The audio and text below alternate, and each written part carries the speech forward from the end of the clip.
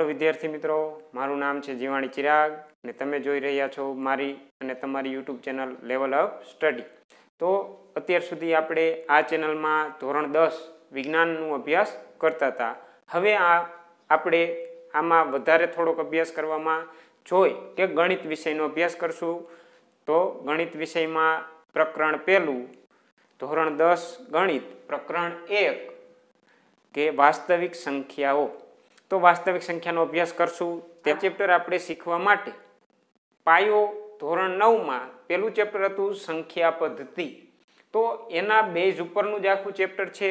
संख्या पद्धति चेप्टर आवडतुं होय तो एना कारणे आनुं एक स्वाध्याय आखुं आवडी जाय एवुं चेप्टर छे के 1.4 स्वाध्याय आ चेप्टर में आवशे के जेमां आपणे स्वाध्याय 1.4 दशांश अभिव्यक्ति उपरनुं छे। तो આપણે ચેપ્ટર 1 ભણ્યા 9મા ધોરણમાં જેમાં દશાંશ અભિવ્યક્તિ કેવી આવતી, સમય સંખ્યાની દશાંશ અભિવ્યક્તિ હોય તો સમય સંખ્યાની દશાંશ અભિવ્યક્તિ શાંત અથવા અનંત આવૃત હોય, અસમય સંખ્યાની દશાંશ અભિવ્યક્તિ અનંત અનાવૃત હોય।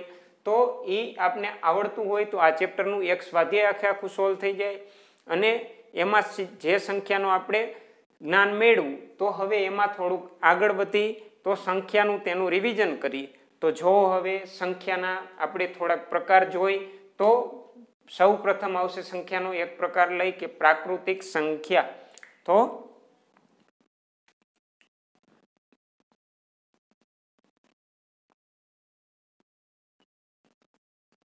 प्राकृतिक संख्या जेने इंग्लिश में कहेवाय नेचरल नंबर।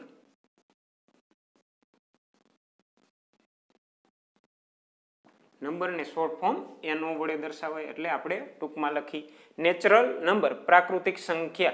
तो हवे आ संख्या में कई कई संख्यानो समावेश थाय ने केना वडे दर्शावाय। तो आ धोरण 9 कहेवामां आवे तो 9 के एना पहेला आनो अभ्यास आपणे करी लीधो होय। तो हवे प्राकृतिक संख्या ने केपिटल एन वडे दर्शावाय। एन एमां कई कई संख्यानो समावेश थाय तो 1 2 3 4 थी लईने अनंत सुधी। आ निशान छे अनंत माटे इंग्लिश में कहेवाय इन्फाइनाइट। तो प्राकृतिक संख्या में 1 थी अनंत सुधीनी संख्यानो समावेश थाय जे आपणे 9मा धोरणमां जोयुं होय अने तेना पहेला पण आवी गयुं होय, 6ठा धोरणथी चालू थई जाय। तो बीजुं छे पूर्ण संख्या।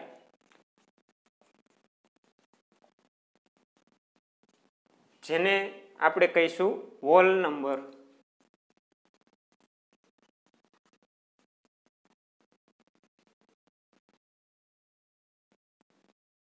होल नंबर्स तो पूर्ण संख्याओं।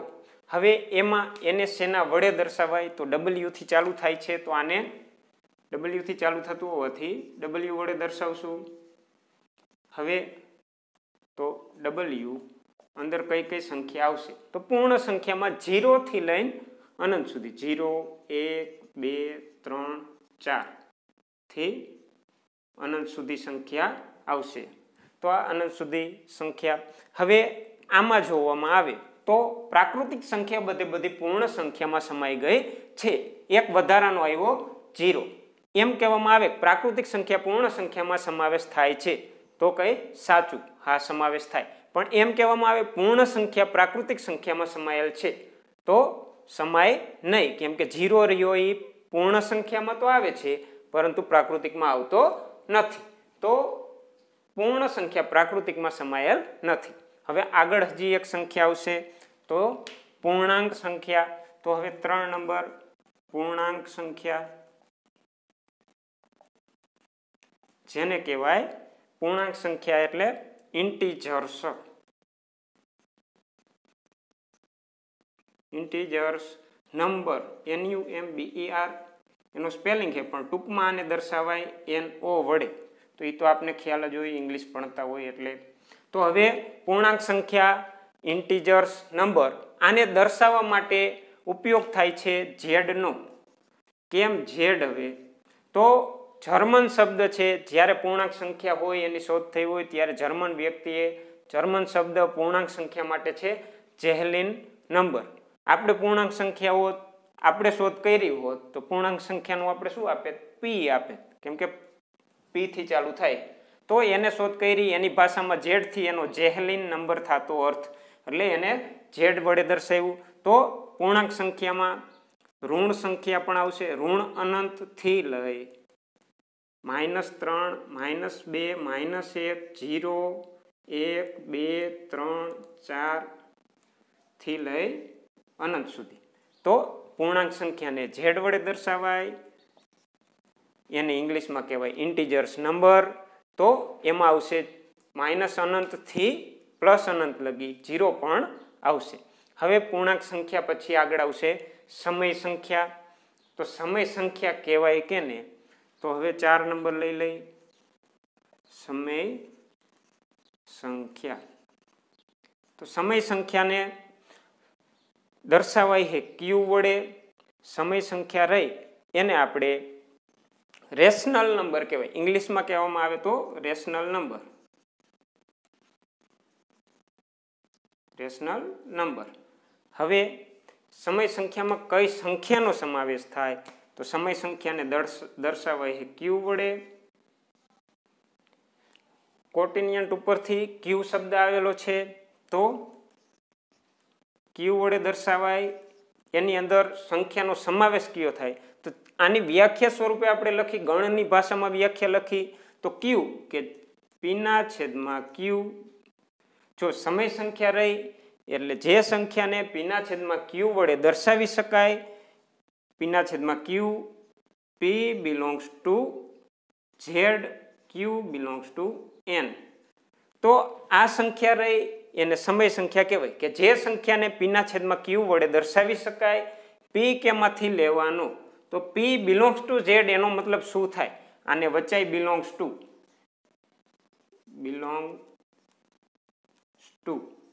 તો અંદર આવેલું છે એમ. કેમાંથી લેવાનું? પી રહ્યું ઝેડ માંથી લેવાનું. ઝેડ એટલે પૂર્ણાંક સંખ્યા.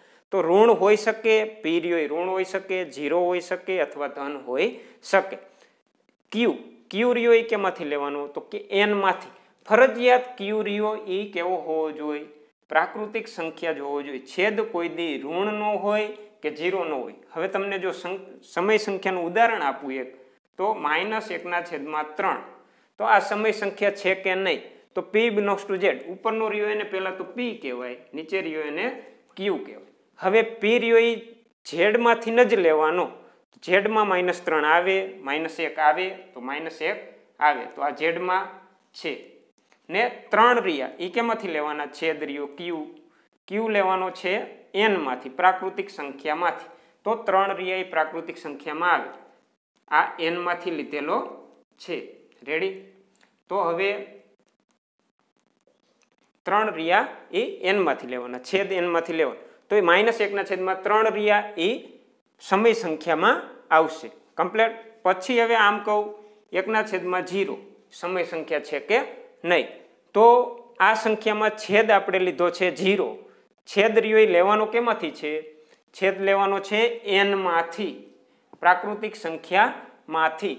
તો હવે આમાં છેદ રહ્યો એ 0 આમાં આવે નહીં. તો આ સંખ્યા રહી એની વ્યાખ્યા કોઈએ કર્યું નથી. તો આ અવ્યાખ્યાયિત છે. કેવી સંખ્યા છે? અવ્યાખ્યાયિત.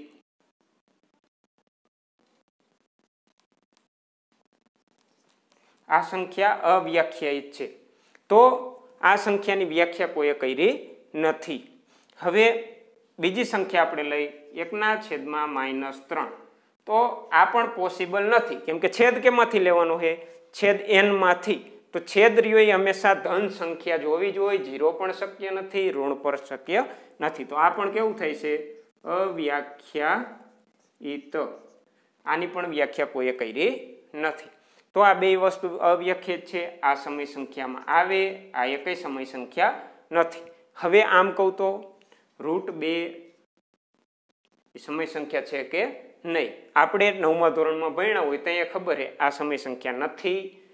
હવે આપણે જોઈ તો આને પીના છેદમાં ક્યુ સ્વરૂપમાં તો દર્શાવી શક્યા, તો સમય સંખ્યા કહેવાય ને?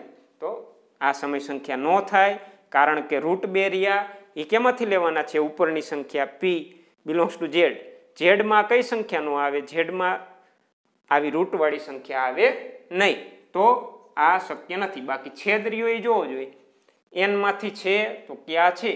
આ એક રહ્યો એમાંથી છે તો આ તો હાલે જ, પણ આ ઉપરનો √2 રહ્યા એ n માંથી ઓલા z માંથી નથી, એટલે કેવી છે આ સંખ્યા? સમય સંખ્યા નથી. તો સમય સંખ્યા આવી રીતે તમે દર્શાવી શકો. q જ્યાં p ના છેદમાં q સ્વરૂપમાં જે સંખ્યા દર્શાવી શકાય, p belongs to z, q belongs to n, તો આ સમય સંખ્યા કહેવાય. હવે આગળ જોઈ અસમય સંખ્યા. તો અસમય સંખ્યા કેને કહેવાય? તો આગળ એમાં લખી 5 નંબર આપી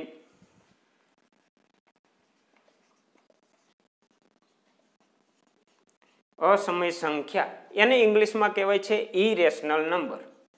IRATIONAL, ઇરેશનલ નંબર.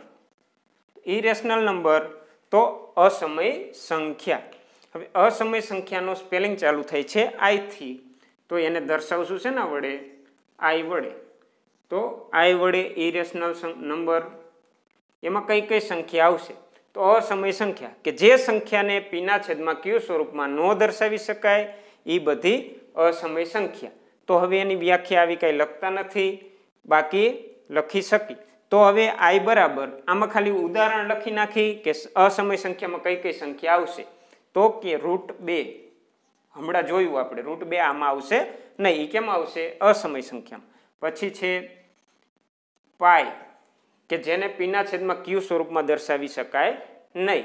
તો √2 પાઈ, પછી બધાય રૂટ વાળા √3, √5, √7, √11 કે જે સંખ્યા અવિભાજ્ય સંખ્યા હોય એનું વર્ગમૂળ, કે જેના ભાગ ન પડે એવી સંખ્યાનું વર્ગમૂળ લ્યો તો એ રૂટ નીકળે નહીં. આ ન લઈ શકાય, √4 ન લઈ શકાય, કેમ કે √4 એટલે શું થઈ જાય?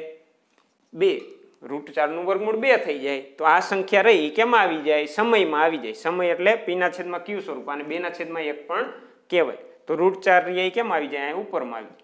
આમાં ઉદાહરણ લખવા હોય તો આપણે લખી શકીએ 1 ના છેદમાં 2, 0, 1, 2. આ બધી સંખ્યા કેવી છે? સમય સંખ્યા છે, કે જેને p ના છેદમાં 0 ના છેદમાં 1 પણ આને કહેવાય. આ બધાને 1 ના છેદમાં 1, 2 ના છેદમાં 1, એટલે આ બધી સંખ્યા સમયમાં આવશે, આ અસમયમાં આવશે. આ √4 ઉપરમાં આવી જાય, આમાં આવે નહીં. હવે આગળ આ બધી જ સંખ્યા જોવામાં આવે, જો પ્રાકૃતિક સંખ્યા પૂર્ણમાં સમાઈ ગઈ, પૂર્ણ સંખ્યા પૂર્ણાંકમાં સમાઈ ગઈ, આમાં વધારાની શું આવી? ઋણ સંખ્યા. પછી પૂર્ણાંક સંખ્યા એ બધી સમયમાં આવી ગઈ. હવે અસમય અને સમય આ બે વસ્તુ હાવ વિરોધી સંખ્યા છે. આમાં આવે, આમાં આવે નહીં. બે વસ્તુ અલગ જ છે, એટલે આમાં આવે આમાં ન આવે, આમાં આવે આમાં નહીં આવે. હવે આગળ અસમય અને સમય બે ભેગા મળે એટલે છઠ્ઠું થશે વાસ્તવિક સંખ્યા. તો વાસ્તવિક સંખ્યાને દર્શાવાય, આને ઇંગ્લિશમાં કહેવાય છે રિયલ નંબર. Real number. હવે એને રિયલ નંબર એટલે R થયો, તો દર્શાવાય કેપિટલ R વડે. અંદર કઈ કઈ સંખ્યા આવશે? તો કે સમય સંખ્યા અને અસમય બે ભેગી કરો એ બધી કેમ આવી જાય? વાસ્તવિકમાં. તો અહીંયા આપણે ટૂંકમાં લખી નાખી સમય સંખ્યા વત્તા અસમય સંખ્યા, એટલે આવી બધી સંખ્યા આવશે. અહીંયા આ બધી રૂટવાળી પણ આવશે. તો સમય અને અસમય બે ભેગી થાય એટલે બનશે વાસ્તવિક સંખ્યા, રિયલ નંબર. તો આટલા મુખ્યત્વે પ્રકાર છે. હજી આપણે જોવો હોય તો 7મો પ્રકાર એવો આવે કે અવાસ્તવિક સંખ્યા. તો અવાસ્તવિક સંખ્યા એટલે શું? કે જે ઇમેજનરી નંબર, એને ઇંગ્લિશમાં કહેવાય ઇમેજનરી નંબર, કે જેને આપણે જોઈ ન શકી, ઇમેજિન કરી શકી. તો અવાસ્તવિક સંખ્યા પણ આવે. જે તમે 11, 12 સાયન્સમાં જાશો તો જોવામાં આવશે કે રૂટ અંદર -1. તો આ બધી અવાસ્તવિક સંખ્યા કહેવાય. 2i સ્વરૂપવાળી સંખ્યા મિશ્ર સંખ્યા કહેવાય, વાસ્તવિક ને અવાસ્તવિક ભેગી થઈને બનતી હોય એવી. તો એ સંખ્યાનો અભ્યાસ તમારે પછી કરવાનો આવશે, પણ અત્યારે આટલું જોવાનું. તો હવે આ સંખ્યાને આપણે થોડુંક સહેલાઈથી સમજવા માટે આનો એક ચાર્ટ જોશું કે જેથી થોડોક ઊંડાણપૂર્વકનો અભ્યાસ થાય. બાકી તમારે અત્યારે વાસ્તવિક સંખ્યા લગી જ આવે. ચેપ્ટરનું નામ છે વાસ્તવિક સંખ્યા, તો આપણે વાસ્તવિક સંખ્યા જ ભણવાની છે, અવાસ્તવિક સંખ્યાની કાંઈ જરૂર નથી. તો હવે આપણે સંખ્યાના ભાગ વિશે જોઈ તો આપણે સંખ્યા વિશે તો અભ્યાસ કરી લીધો. હવે સંખ્યાના પ્રકાર કેવી રીતે પડે છે તો એનું થોડુંક ચાર્ટ વાઇઝ જોઈએ એટલે વધારે યાદ રહે. તો સંખ્યામાં બે પ્રકારની સંખ્યા હોય તમને કીધું, વાસ્તવિક સંખ્યા અને સંકર સંખ્યા. અને બીજા શબ્દમાં અવાસ્તવિક સંખ્યા કેવી હોય તો કહેવાય અવાસ્તવિક સંખ્યા એટલે ઇમેજનરી નંબર. તો એ બીજા શબ્દમાં અવાસ્તવિક સંખ્યા કહેવાય. એમાં કેવી સંખ્યા આવે તો ત્યાં મેં તમને કીધું હતું √2 અંદર કેવા હોય માઇનસ હોય અથવા આઈ વગેરે સ્વરૂપની સંખ્યા હોય. તો એ બધી સંખ્યા સંકર સંખ્યામાં આવશે. હવે આ સંખ્યા રહી અને આ સંખ્યા બે ભેગી થઈને હજી ત્રીજા પ્રકારની સંખ્યા બને કે વાસ્તવિક સંખ્યા અને સંકર સંખ્યા ભેગી થઈને મિશ્ર સંખ્યા બને કે 2 + 2i. આ સંખ્યા રહી મિશ્ર સંખ્યામાં આવે. તો એ પ્રકાર હજી એક પાડવો હોય તો પાડી શકાય, પણ એની અત્યારે આપણે કઈ જરૂર નથી. આ પણ યાદ રાખવાની કઈ જરૂર નથી. આટલો ચાર્ટ યાદ રહે એટલે ઘણું. તો વાસ્તવિક સંખ્યા એટલે રિયલ નંબર, એમાંથી બે સંખ્યા નોખી પડે, એક સમય સંખ્યા રેશનલ નંબર અને બીજું અસમય સંખ્યા ઇરેશનલ નંબર. તો અસમય સંખ્યા એટલે એમાં આવશે π√2 √3 આ બધી સંખ્યા અસમય સંખ્યામાં આવશે કે જેને પીના છેદમાં ક્યુ સ્વરૂપમાં દર્શાવી શકાય નહીં. એ બધી અસમય સંખ્યા. અને સમય સંખ્યા કે જે પીના છેદમાં ક્યુ સ્વરૂપમાં દર્શાવી શકાય, આ સ્વરૂપમાં દર્શાવી શકાય, એ બધી આવશે સમય સંખ્યામાં. તો સમય અને અસમય બે ભેગા થઈને શું બનશે? સમય અસમય વાસ્તવિક સંખ્યા બનશે. રેડી ને વાસ્તવિક ને સંકર ભેગા થઈને સંખ્યા બને, બધી જ સંખ્યા આવી જાય એમાં. તો હવે સમયના વરી પાછા પાર્ટ આપણે પાડી. તો સમયમાંથી એક પૂર્ણાંક સંખ્યા લીધી, બીજી અપૂર્ણાંક સંખ્યા. સમય રહે એમાંથી જો હું અપૂર્ણાંક સંખ્યા કાઢી લઉં તો હવે કેવી બની જશે? સમયમાંથી અપૂર્ણાંક કાઢી લીધી તો પૂર્ણાંક જ વધશે ખાલી. તો પૂર્ણાંક સંખ્યા જેમાં કઈ આવશે? ઋણ બધી સંખ્યા, 0 ને ધન બધી સંખ્યા. અહીં ટૂંકમાં લખેલું છે. આપણે પૂર્ણાંક સંખ્યા ભણ્યા, અહીંયા મેં બધું લખ્યું. પૂર્ણાંક સંખ્યાને શેના વડે દર્શાવાય? તો z વડે દર્શાવાય, એ આપણે ખબર છે. હવે એમાં આવશે ઋણ બધી જ સંખ્યા, 0 અને ધન બધી સંખ્યા. એમાંથી અપૂર્ણાંક કાઢી લીધી એટલે અપૂર્ણાંક ને પૂર્ણાંક ભેરી થઈને બને સમય. રેડી. હવે પૂર્ણાંકના વરી ભાગ પડ્યા. પૂર્ણાંકમાંથી જો હું ઋણ કાઢી લઉં તો શું વધશે? પૂર્ણ સંખ્યા. તો ઋણ કાઢી લીધી પૂર્ણ, 0 થી અનંત સુધીની એટલે પૂર્ણ સંખ્યા. હવે બાકી વધી ઋણ સંખ્યા. તો ઋણ નોખી, આલ્કોલનું બધું નોખું કાઢતા જાય. જો પેલા સંખ્યા હતી એમાંથી વાસ્તવિક સંખ્યા સંકર સંખ્યા કાઢી લીધી તો હવે વધી વાસ્તવિક એક જ. વાસ્તવિકમાંથી સમય અસમય નોખી કાઢી લીધી. સમયમાંથી પૂર્ણાંક બનાવી તો અપૂર્ણાંક નોખી કાઢી. પછી પૂર્ણાંકમાંથી પૂર્ણ બનાવી ઋણ નોખી કાઢી લીધી. હવે વધી પૂર્ણ સંખ્યા, એમાંથી હું 0 નોખો કાઢી લઉં તો શું વધશે? પ્રાકૃતિક સંખ્યા. તો આ શૂન્યને નોખો કાઢી લીધો તો હવે વધી 1 થી અનંત સુધીની એટલે પ્રાકૃતિક સંખ્યા. પ્રાકૃતિક સંખ્યાના પ્રકાર પડે 4 પ્રકાર આપણે અત્યારે પાડી શકીએ. તો 4 પ્રકાર મેં પાડેલા છે અહીંયા. અવિભાજ્ય સંખ્યા, વિભાજ્ય સંખ્યા, એકી સંખ્યા, બેકી સંખ્યા. તો એ ચારેય પ્રકારમાં ઉદાહરણ જોઈ થોડાક. અવિભાજ્ય સંખ્યા કેને કહેવાય? તો જે સંખ્યા, અવિભાજ્ય સંખ્યાનું એવી વ્યાખ્યા આવે કે જે સંખ્યાનો એક અવયવ સંખ્યા પોતે અને બીજો અવયવ 1 સિવાયનો અવયવ 1 પણ ન મળે એના કરતાં વધારે, એ બધી સંખ્યા અવિભાજ્ય સંખ્યા કહેવાય. તો અવિભાજ્ય સંખ્યામાં કઈ સંખ્યા આવશે જેના ભાગ પડે નહીં?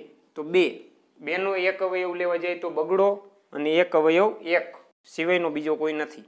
2, 3, 4 રહ્યા ને એના અવયવ પડે. 2 અવયવ, 4 ના અવયવ લખીને 4 ના અવયવ તો શું આવશે?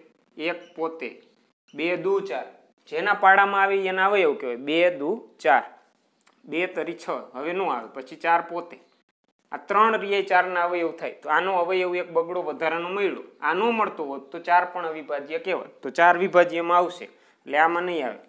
પછી 5, 6 એના અવયવ પડે, 7, 8, 9, 10, 11 તો 11 આવશે. પછી અનંત લગી અવિભાજ્ય સંખ્યા થશે.